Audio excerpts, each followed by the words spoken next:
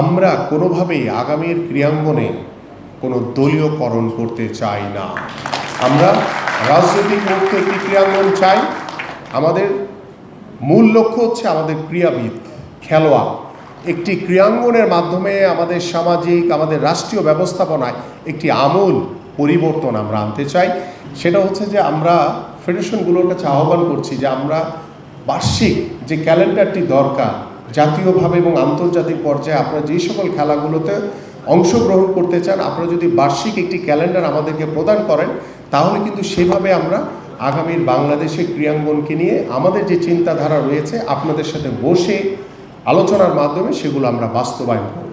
কারণ আমাদের মূল লক্ষ্য হচ্ছে আমাদের ক্রীড়াবিদ, খেলোয়াড়রা যদি স্বাবলম্বী হয়, খেলোয়াড়রা যদি ভালো থাকে, খেলোয়াড়রা যদি দেশের জন্য সংগ্রাম করতে পারে, ভালো কিছু অর্জন করার জন্য আমরা সেই সকল সুযোগ সুবিধা আমাদের প্রত্যেকটি খেলোয়াড়ের জন্য আমরা নিশ্চিত করতে চাই।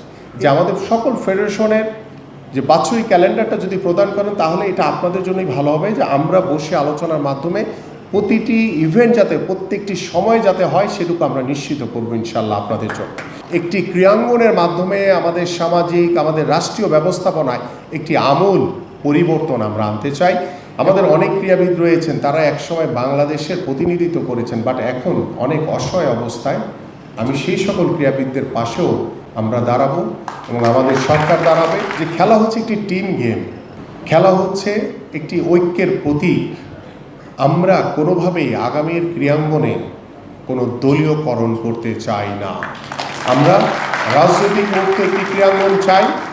আমরা সেই সকল পরিবারের আস্থা এবং ভরসা অর্জন করতে চাই যারা ভবিষ্যতে তার সন্তানকে একজন ক্রীড়াবিদ হিসেবে, একজন খেলোয়াড় হিসেবে প্রতিষ্ঠিত করতে চায় এবং সেই খেলোয়াড়টি যাতে তার খেলাকে পেশা হিসেবে নিতে পারে, সেই রাস্তাটি আমরা তৈরি করে দিতে চাই। আপনাদের সবাইকে ধন্যবাদ। আপনারা সবাই বসবেন, কারণ আমরা একটু পরেই আমাদের সেই জাতীয় ক্রীড়াবিদ যারা রয়েছে তাদেরকে আমরা সম্মাননা প্রদান করব। আমরা শুরু করছি, সেই শুরুটা আস্তে আস্তে আপনাদের মাধ্যমে ইনশাল্লাহ আমরা অনেক দূর এগিয়ে যেতে পারবো বলে আমরা দৃঢ়ভাবে বিশ্বাস করি। আজকে আমাদের যে এমন একটি দিন, সেই দিনটিকে আমরা আরও সাফল্যমণ্ডিত করার জন্য আপনাদের সকলের কাছে আমি সহযোগিতা চাই। সবাই ভালো থাকবেন, সুস্থ থাকবেন। বাংলাদেশ জিন্দাবাদ।